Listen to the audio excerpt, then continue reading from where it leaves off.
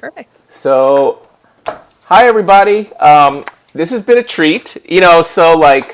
People who follow me on social media, I think on all platforms. I'm not on Facebook anymore, so it's not really an issue.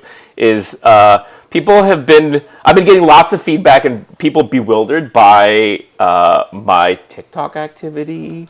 That it's like this thing that people who are either my age or even like a little bit younger have no idea what the hell any of this stuff is. What is TikTok even? Whatever. But anyway, we'll get into that stuff a little bit more. But the point is that our guest today is, it's a phenomenon, right, Morgan? It's like the idea of being TikTok famous is like you're famous in this little place and A little bubble. and nowhere else. Yes. And nowhere else, and it's a little bit like, yeah, you'll be like, oh, blah, blah, blah, Charlie D'Amelio, and people are like, what? Who? What are you talking about? Anyway, so this is Morgan Eckroth. Hello. Hi. This is our first time meeting, too, and this has been a big treat. Morgan, I mean, when I started promoting this, I guess, a few days ago, I'm like, 2.6 million followers on TikTok, and I looked like a couple days ago, I'm like 2.7. That's the TikTok life, right? It's like things move so fast. It's crazy. Yeah, but Yeah, let's get to know you a little bit. You're a college student, right? I am. Yeah, I'm finishing up my senior year right now. Oh, cool. Can I ask what you're studying? Yeah, I'm studying marketing at Oregon State University. My specialization is in digital and online communications. Oh, well, how convenient.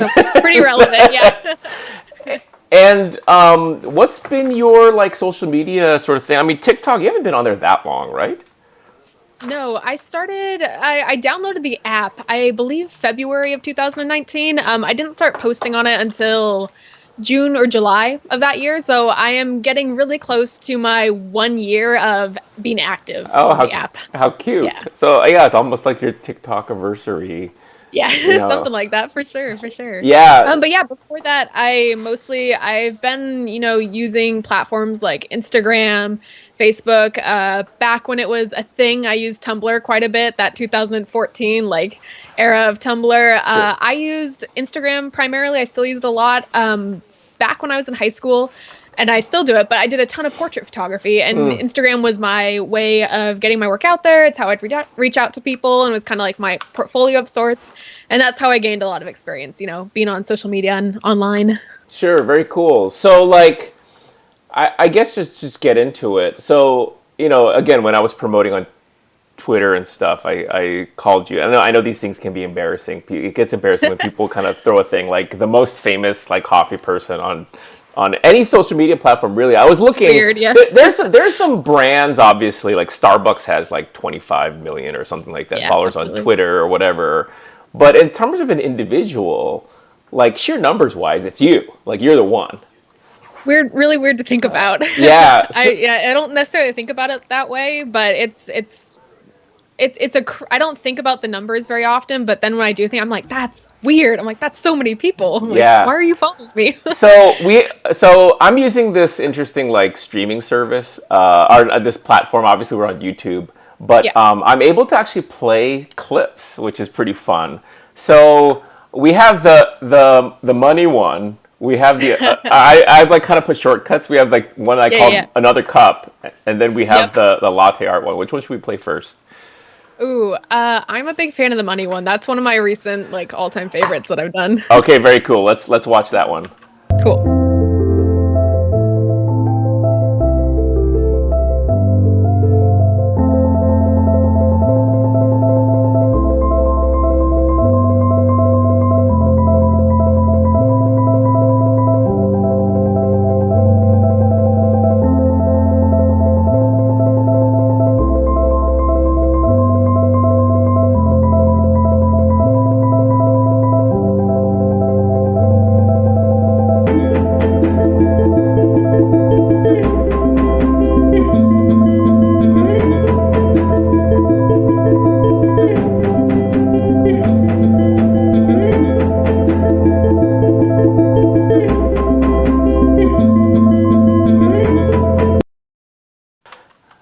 fun. Very fun. I'm holding this mirror up so that Morgan can see it. It's a long story. Anyway, Making it work. yeah. So that's actually a long one for TikTok, right? Like usually they're a lot shorter. It But is. I think that one came out to like a full minute. I think I maxed that one. yeah, but I mean that's a lot of your content. Like a good bit of it, I was explaining to my wife Trish. Like most of it's like in the cafe and kind of like cafe. Like it seems to be based on true story. Like most of the time, and I said then her other specialty is like being really bendy. Yes. those are the two sides of it. Right. But like talking about the cafe stuff, I mean, is it mostly for you? Is it like ripped from the headlines? Is it stuff that happens and then inspires a TikTok for you? Yeah, for the most part. I started making them just as like a fun creative outlet for me. I literally started making content right as school ended because I was like, I need something to do over the summer. I need a creative outlet of some sort. And I was like, here's this app I've been playing around on, watching videos on for a couple months. I was like, let's just try that out for the summer. That'll be fun. And so I started seeing some people doing kind of similar stuff in terms of like service industry, hospitality, just sketches, scenarios, stuff like that. And I was like, I like that. I can make stuff like that. I work in a cafe that's, has the space for it. And so I started making them. A lot of them are rooted in reality, but my goal is always to stay as positive and or humorous as possible. There are a couple other creators who I've seen online who tend to go the route of being a little bit more aggressive about their sketches, which is totally fine, but it just wasn't the energy I wanted to bring to mine. I wanted to make sure that even though I am technically, making fun of these scenarios and being like, oh, this is kind of a funny thing that happens, I never want it to come off like I'm singling a single person out, because it's never that. It's always just a general scenario that you see happening, like 1,000 times a day. So that's one of the things I've really worked hard is to keep it as positive as possible. Yeah, you want to be mean-spirited. Yeah, I don't want to be mean-spirited. And for me, like, I love my job. Like, that's something that I think happens a lot online when you complain, as people are like, oh, I would never want to go there. They seem to hate their job. Why Right. are they even doing it? And I'm like, that's not it at all. Like, I love my job. You can either, when you have these weird experiences happen, you can be angry about it, or you can treat it with humor and try to grow from it. Right. Like, I don't have the energy to be angry about it. I'd much rather, like, laugh at it and move on. Yeah, for sure. I mean, let's talk about your cafe. I mean, I noticed that you'd kind of been keeping it a little bit. I don't know if it's like it was a secret, like especially on TikTok, because I saw later that you did kind of say like, this is actually where I've been working, but guess what? It's closing, because of the virus thing. But like, what was the thought there? I mean, were you afraid that people would show up? Is that a thing that would happen? A little bit. Initially, when I started making my first couple of videos, I didn't really told my bosses. I didn't even really think about it because I didn't have a platform at all. It was just me making videos. So I was like, doesn't really matter. But in the back of my brain, I was like, internet safety, probably shouldn't be sharing where I work, all that stuff. And then it just became a habit. I eventually told the owners of the cafe, who are amazing, what I was doing, and they just thought it was hilarious. They were like, keep doing that. You're having a great time. We don't care, essentially. Just, be safe. So that was totally fine. That wasn't an issue.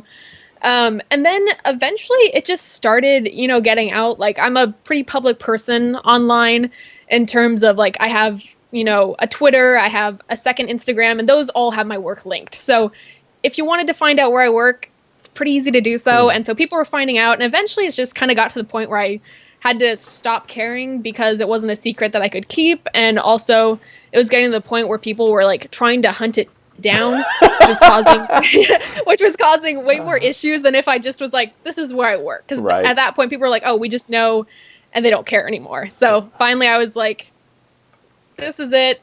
Great job to everyone who found it. Like, it wasn't really a secret, but for better or for worse, like you're not in a big city. No, that is one of the things. I am in a college town of like 60 to 70,000 people. And it was really funny. For a long time, there was this rumor going around that I worked and lived in Portland. And I just didn't deny that. I was like, sure, convenient. If you want to believe that. I was like, that's close enough. Right. So I've just kind of, everyone can speculate. But you are in Oregon. In a small town. Yeah. Yeah, I work in Oregon. So I'm like, if you know where it is, you do. If you don't, chances are you're not going to be driving through here offhandedly like anytime soon. So wasn't a big worry. Right. For like a grizzled veteran coffee person like me, like it's not, I didn't spend a lot of time wondering, but just kind of looking at everything, it's like, well, I mean, they got a Synesso, so there's that. Yes. And, Yes. Malconi Probably grinder. Pacific Northwest. Right. Yep. So that's like, well, for me, it's like, well, it means that they, whoever the shop is, like, they care about coffee. And then you look at, but then, for better for worse, it's like, but then they got all the syrups. Yes. So then that kind of like puts it in sort of like a different category. Like it's like whatever, and they start to imagine. Absolutely. Yeah. And then when it all came together, it made a lot of sense. Your shop is closed right now. Can you talk about that a little bit? Yeah, absolutely. So we closed about, I want to say about a week and a half ago. We had slowly been working down through reduced hours, all that stuff. And unfortunately, just due to our locations, due to, for better or for worse, how small the town is, there wasn't the foot traffic, there wasn't the customers to maintain what we were doing at all. And so our bosses made the choice of, temporarily closing, so everyone could file for unemployment and all that stuff, which was really, really helpful. We are looking, we're trying our best to figure out if we can open back up for mobile ordering in the next couple of weeks.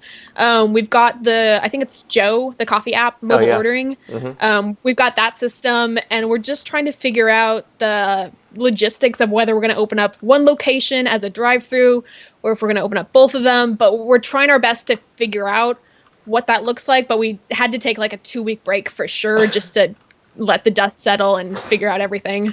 I don't know if you've seen... It was really interesting. Yeah, I don't know if you saw on Twitter or anything. Have you seen like the stuff about kind of setting up a window cafe? Have they talked about that at all? Yeah. That's one of the things I really want to. I haven't had a chance to yet, but I want to bring up to our bosses. Mm-hmm. So we have I work at the downtown location, which is a very small shop, which I think would work super well with what you've done at Wrecking Ball, in terms of the pop-up window. Yeah. We also have a much larger second location in what we call Southtown, just like about 1.5 miles away. Mm-hmm. And that one has the potential of becoming a drive-through. So we're working on turning that one into a drive-through. But I think if we could implement some similar, like, walk-up window strategies with the downtown location, that would work super well. Yeah, that'd be great. I mean, the thing I keep encouraging folks like who want to stay open. I mean, the longer you stay closed, your regular customers, they're starting other new habits as we speak. Exactly. And so, like, we don't want to think of ourselves as only like habit sort of satisfiers or whatever. But that's a big part of the. But it's a routine. Yeah. And so. But that all said, like, if you can do the thing with, like, even, like, the shield and everything. I mean, I just went to a cafe that I picked up lunch today, and they instituted pretty much everything that we have. And, like, 3 customers came up while I was waiting for my food, and each one of them was like, I love what you did. It really makes me feel great. And, it's all about hospitality and how we make folks feel. And for sure. So that's really great. So that all said, like, are you good? I mean, can you still make content at the cafes? So I do have permission from our owners. I actually live really, really close by to one of the cafes, which is really nice. They are comfortable if I want to pop in, film stuff.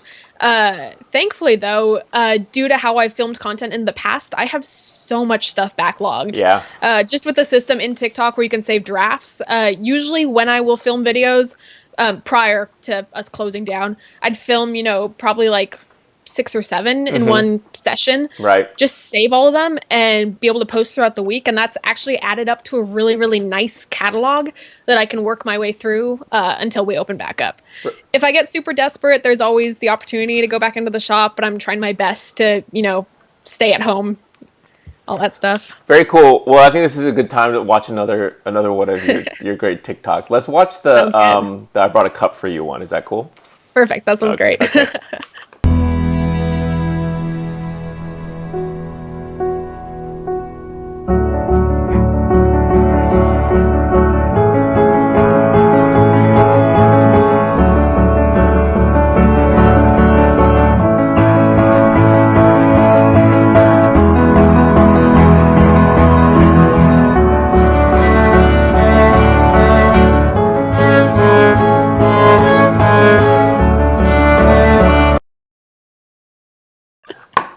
Good one.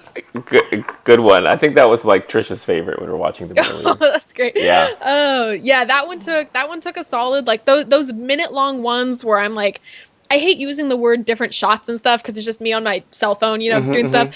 But just setting up everything, that one took like 45 minutes, I think, to an hour to make with Yeah, like an sometimes. entire like set of bananas. Yeah, yeah. So like when you're, I mean, let's back up a little bit. I mean, for one question I actually had for you before I forget. So that black shirt that you wear, is that just Yes. like, is that your cafe uniform? Is it the shop thing? Is it your thing? I just let everyone believe it was a uniform because I don't want to admit that I am too tired to like set up new work outfits every single day. So my closet, first of all, I just wear a lot of black because it goes with everything, all of that. But I just turned it into my work uniform. We do have a dress code of sorts in my work where they prefer if you wear collared shirts just to like maintain like, formality and all that stuff. Yeah. But I just wear the whole black uniform every single day. It's not But that required specific anymore, shirt with like the cap sleeve and the collar. Yep. I mean, do you have like I've got a multiples couple of of that? them and I just rotate through. I'm a lot older than you. That reminds me of like the Smurfs cartoon back.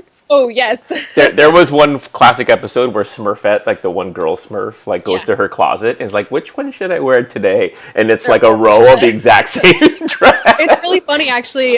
This is a weird reference, but it was a funny joke that came up. Some of my friends and I, a couple weeks back, we watched the Bee movie, and there's this one scene where he's getting ready in the morning, Yep. and the bee's like flipping through everything, and he's going like black and yellow, or like black and yellow, black and yellow. Oh, yellow and black, and it's the exact same thing.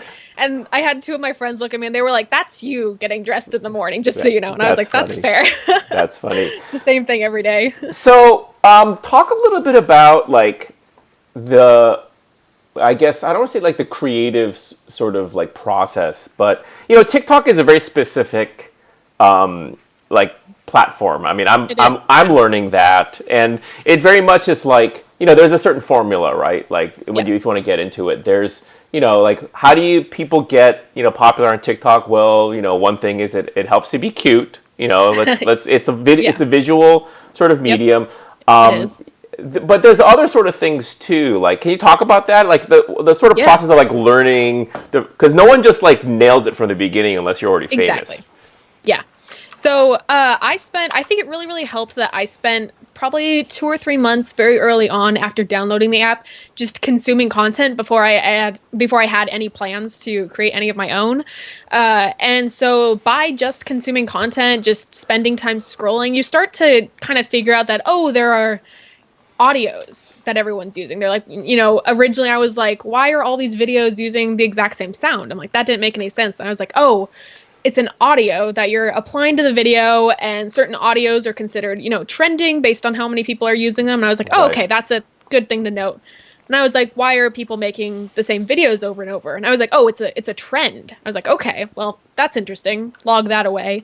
And then you start to see things where people are taking really, really popular audios and then shifting them slightly, like making a little like plot twist at the end. So I'm like, oh, that's a cool thing that people are doing.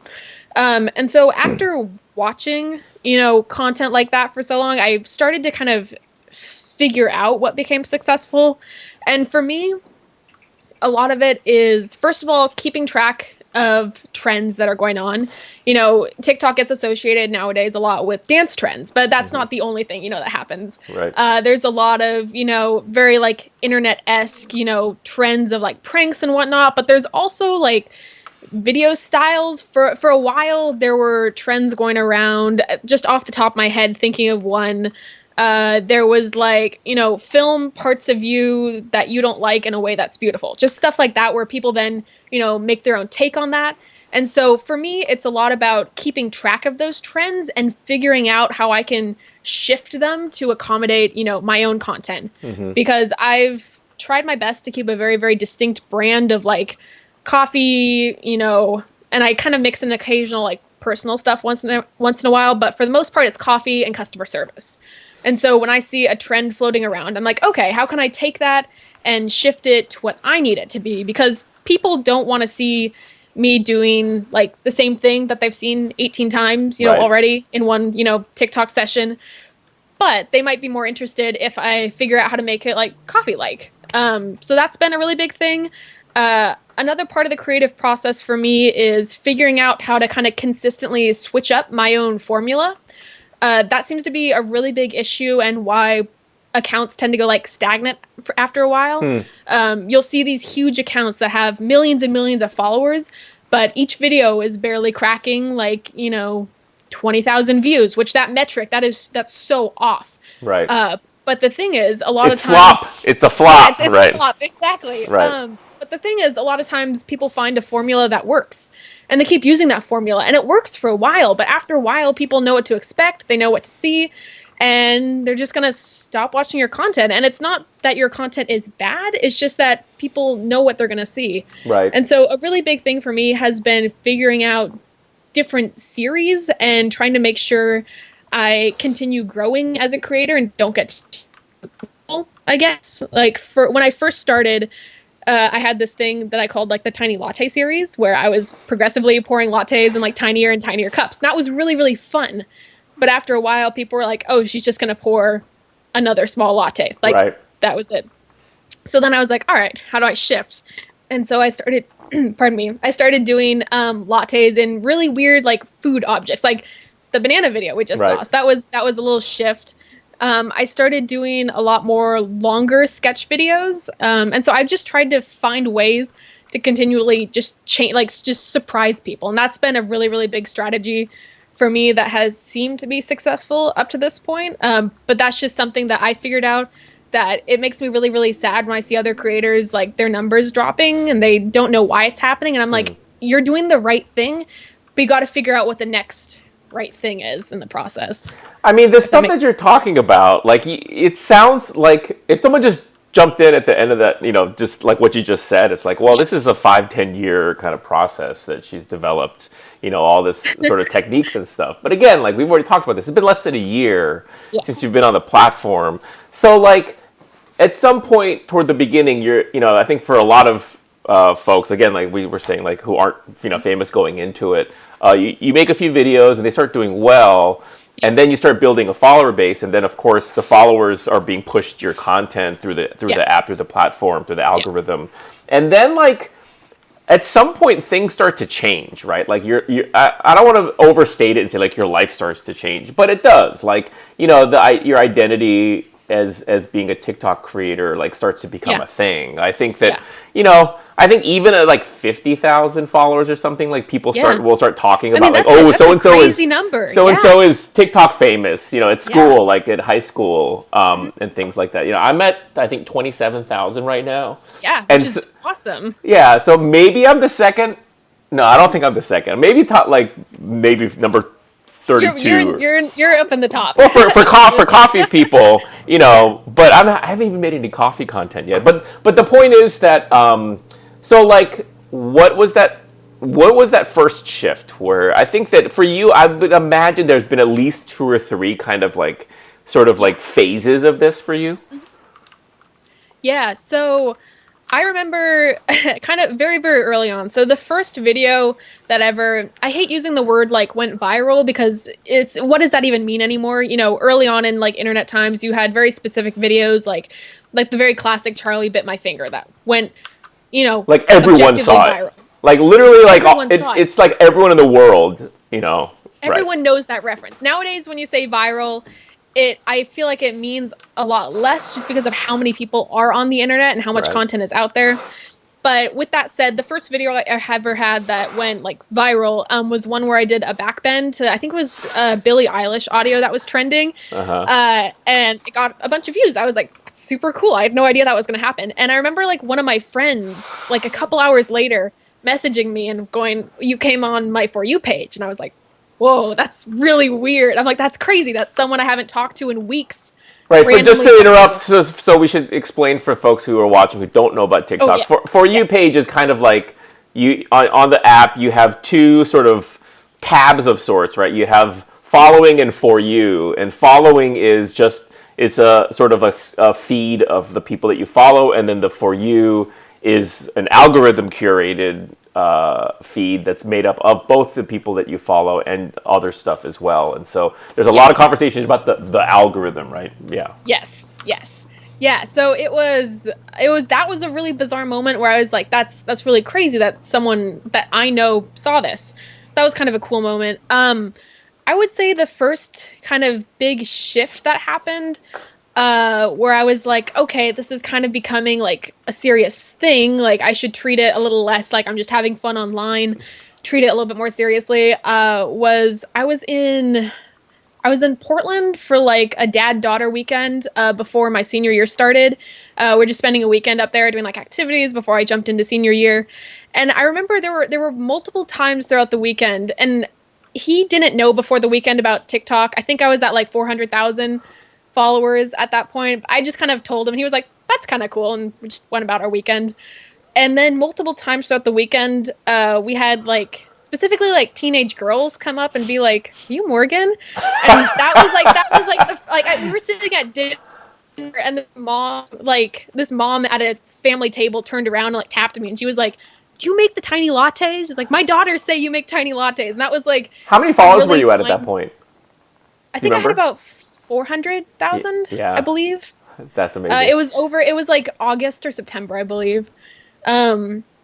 But that was one of those crazy moments where I was like, okay, I was like, I have to take this seriously. Like, there are real people seeing this, real people who are nearby to me, all this stuff.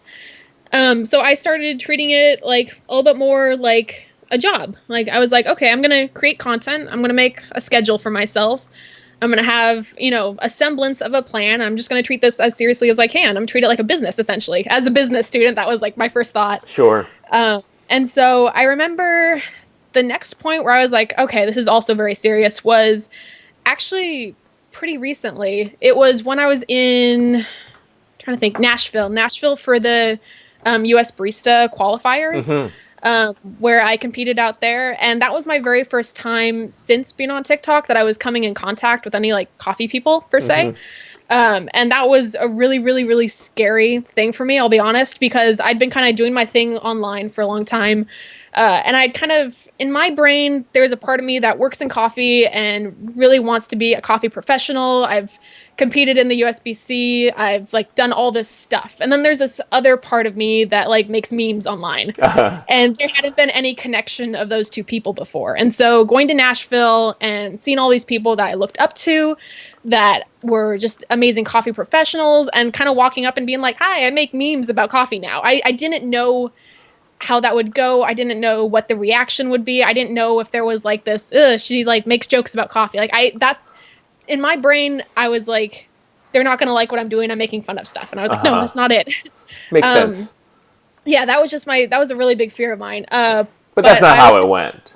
But I went in Nashville and I was like blown away by how kind people were about it. Like I had some people who I was really good friends with online being like, that was really funny. Like I enjoyed what you made. And I'm like, you're this amazing competitor and you liked my stupid video? I'm like, that's crazy. But that was another big turning point where I was like, okay, I'm doing this.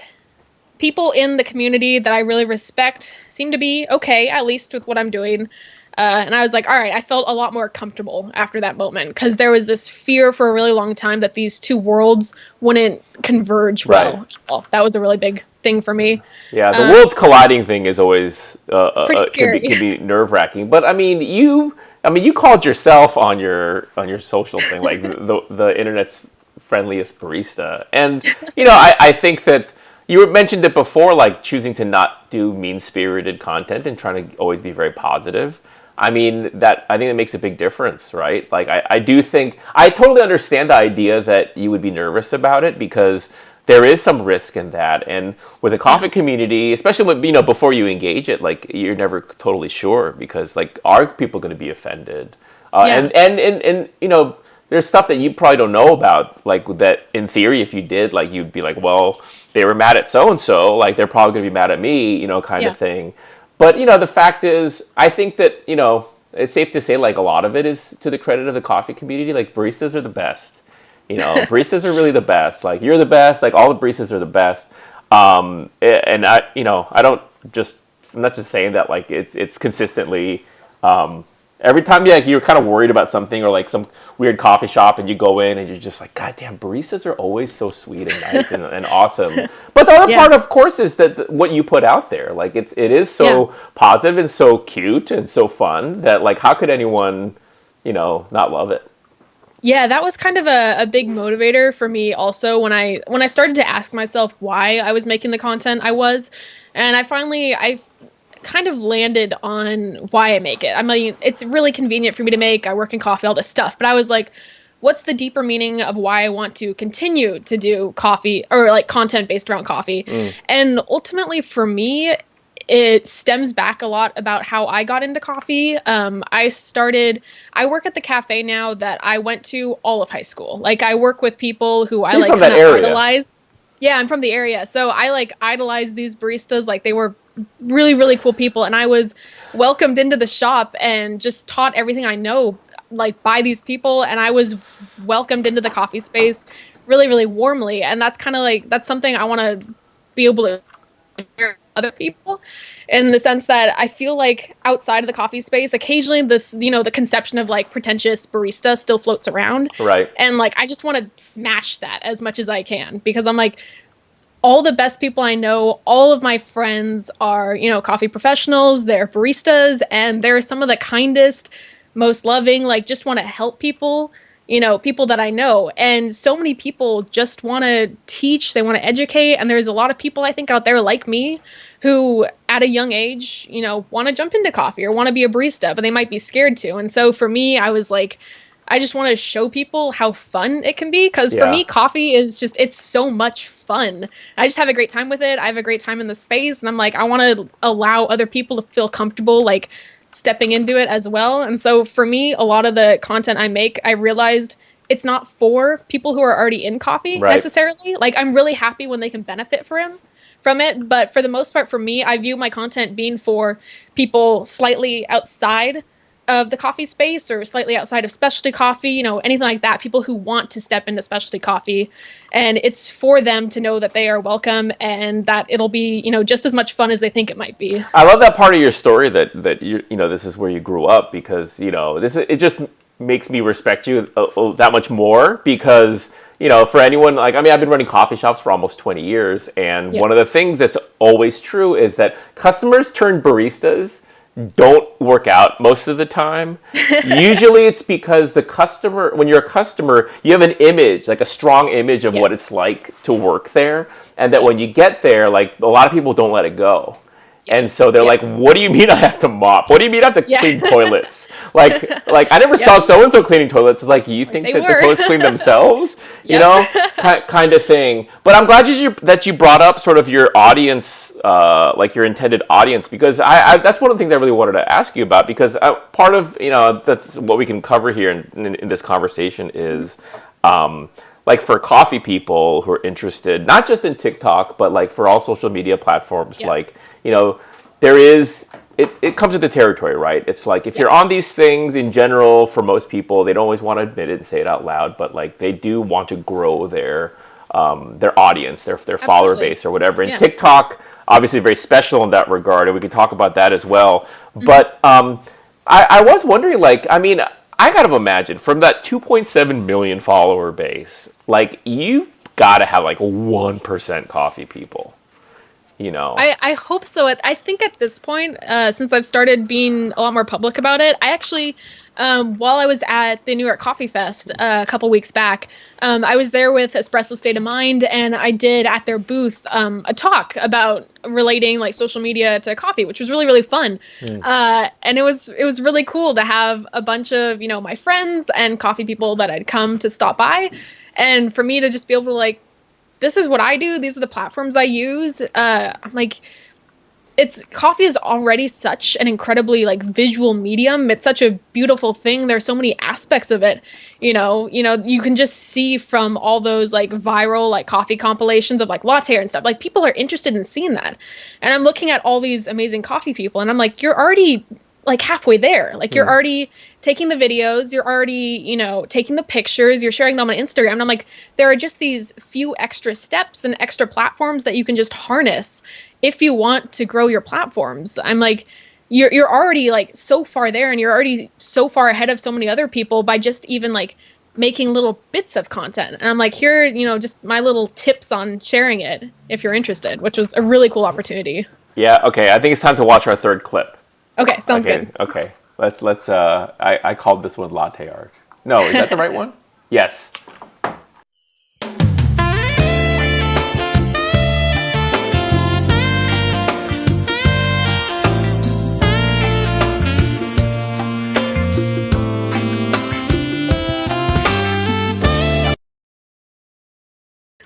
I mean, that's such a thing, right? Like, we talk about this at cafes all the time. Like, when people Yeah. think, like, oh, they think that it's like, Like, just for, oh, that means like yeah. And sometimes you get the, if you're a dude and you pour like a girl a heart and her boyfriend Yeah. is there, sometimes you get a dirty look. I'm It's like, pretty, no, that's not what it means. yeah. I think that from what you said before, this idea that like anyone can do it. Come on, like that's not really true. Like, I mean, I think that people have an opportunity to, like with anything, right? It's like they have there's potential to, kind of grow into, whatever it is. But also, for you, you have a lot of talent. It comes through, a lot of personality, and there is sort of I don't want to say random, but there's the timing part of it too, Oh right? yeah, I had perfect timing. I had like weirdly like perfect timing. It's like it's like surfing. It's like catching a wave kind of thing. Exactly. Yeah, like if you started now, maybe you would do, as well. But I guess the thing is that you don't know. Like that's the scary part. Yes, it's the whole like finding a gap and then filling that gap. I was lucky enough to jump on, when TikTok was around for less than a year. So I was in like we're still in the very early stages of this app, but I jumped in like it had barely like gotten started. And it was that there was that gap in coffee. Like there wasn't really anyone else doing coffee stuff at that time. And so you could look at that and you could say, that means there isn't a space for coffee. But for me, I looked at it and I was like, that means there's extra space for coffee stuff. I'm like, no one's doing it, so I might as well try. And so a lot of it, even though now there's a lot more saturation of coffee content online, I still think the potential of finding those like niches still exists. You are totally right, though, that it gets more difficult the longer time goes on and the more people start joining, because you then have to work that much harder to differentiate yourself. Right. Absolutely. I mean, right now, one of the things that we're all seeing on TikTok, right, is like celebrities and brands are starting to show up. Oh my gosh. Oh my God. Everyone's bored. Yeah. Yeah. Well, not just even during this health crisis, but even before, it was like, like one by one, they're starting to show up, and it's almost it feels a lot like, you have a room like a high school cafeteria, and then all of a sudden it's like, here comes, whoever. Here comes Lizzo. It's like, oh, cool. Like, Lizzo's here. And then, like, all of a sudden, it's like, here comes, like, I don't know, like, some, like... I saw, like, Wayne Brady on my For You page the other day, Yeah. Yeah, like, I think, like, Howie Mandel... Oh, like, The Rock was a big one. Like, The Rock, I think, went from, like, zero... when he showed up and then quickly was, like, top 10, I think, on TikTok. Oh, yeah. He's crazy. But he deserves it, obviously. Yeah. You're starting... I mean, I don't know if I'd say starting. It's been a few weeks now. Like, you've been working on YouTube now. So now that I learned more about you and the way you're talking about this, there's no way for you to... I'm too loud on this, aren't I? I'm turning this thing down. There's no way for you to have had the success that you've had without, being smart at it and being really good, obviously. But talking to you now, like just hearing so much more like strategic thinking and stuff is really impressive, and it's a pleasant surprise. So then, it kind of informs my question about YouTube. So like, this is strategic for you. Like, what's the idea? What's the plan? Like, what's your strategy there? What's your intention? Yeah. So there's always been the question in my mind of how long do I want to do this for? In terms of like, I'm about to graduate, right? And so I'm applying for other jobs right now, but there is always in the back of my mind, I'm like, I could go full time into online stuff. I'm not sure. I don't think that's what I want to do. I very, very much want to find a job outside of like my own personal online like sphere that I've created. But moving to YouTube for me was a lot about just skill building. I really, really love TikTok's platform in terms of how you can film in app, how you can edit in app, and you can create like pretty solid videos really, really quickly without, much prior technical skill. But for me, I really, really wanted to advance those technical skills because the space I'm most interested in going into is like online advertising, digital media for, a larger brand, a larger company. Like I'm really, really interested in being in that social media marketing space, and just having the skills of editing on TikTok or something, that's not going to cut it. And so for me, yeah, that's like that can't be my only like resume point. So for me, moving to YouTube was a lot about building new skills in terms of, actually filming, long videos. I'm editing everything myself. So a lot of it is figuring out, okay, like, how do I edit? What are you using? A lot of it's what like, platform are you using for editing? so we're looking to move over to Final Cut Pro really soon. Right now we're just using iMovie because we're setting up for the larger editing software. Yeah. But it's just been, for me, it's all that skill building. And then I'm actually doing, this is going to sound really weird. I would have to explain it a little bit. I'm actually doing YouTube for credit right now. My college requires us to have some sort of like applied experience. Generally, it's an internship, but that route wasn't going to work for me just time wise. And so Especially I actually not now. put together. Yeah, exactly. Yeah. So I actually put together a pitch a couple months ago, took it to my advisor and was like, hey, I've grown this platform on TikTok. I'm really interested on starting on YouTube. Here are all my learning objectives with this in terms of editing, in terms of being able to read and like work off of Google Analytics. Like, here are all my learning objectives. Here are my benchmarks that I want to meet over the course of 10 weeks. Would you be okay with me making YouTube videos for this? And I got the okay for it, which I was really surprised about. So I have a couple goals. I'm hoping by the end, so beginning of June, I guess is what it is, to be up to 100,000 followers on YouTube. That's one of my benchmarks. You're at like 45, was it now? I think it's about 45,000. Okay. Yeah. Yeah. So doing that, I want to have like full understanding of Final Cut, all these skills that I can then transfer over to my job search after college. But yeah, so for credit, for more creative space, and then a major part of YouTube is just hard skill building that I need for what's going to happen after college. Yeah. Wow, that's really cool. So that said, you're going to graduate soon. Yeah. You're not going to get to have a graduation. No, unfortunately not. Yeah. We have a niece who's not going to get to do high school graduation. Like, what a time. Yeah. Where do you want to live? Good question. Yeah. Have you thought about it? Yeah, so I definitely want to move to a more metropolitan area. Right now, the main cities I'm looking at are New York would be kind of my first choice right now, which is kind New York's of awesome. Yeah, New York would be amazing. After spending like a week there for Coffee Fest too, and getting to know like the people there, I got so jazzed about applying to jobs out there.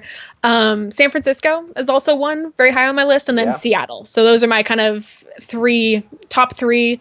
But at this point, where I can get a job will be where I go. So yeah, but I mean, you talked about working in coffee. I mean, but that's not necessarily where you're looking for your career. You want to focus more on the social media sort of marketing side of things. Yeah, my pipe dream that might be gone for a little bit right now is working in like the marketing division of a much larger coffee firm.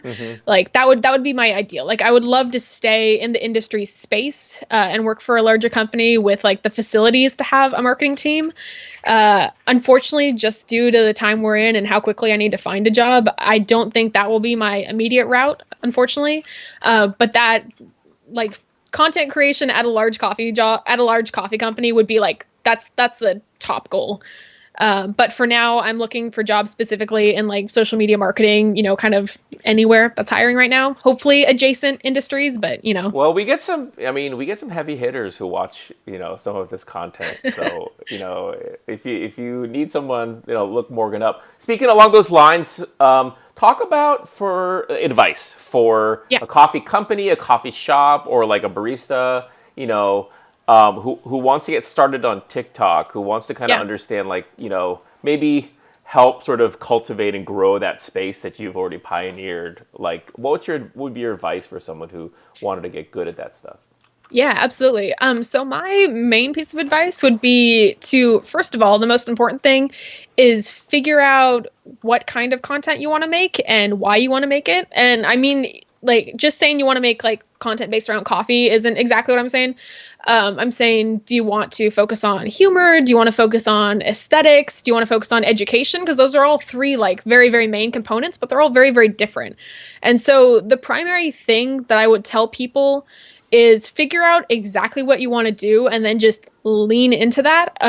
The main way I think that you can succeed specifically on TikTok is to find your niche and then be known for it, because there aren't a lot of creators out there who can just be like a jack of all trades, do everything and be known for it. Right. The main way to gain traction is to have your one thing that you're really good at and be recognized for that one thing. For me, it was like, I would say my sketches are like the main thing. Those tend to do the best. And I'm like tiny latte girl. Like that's kind of my thing at this point.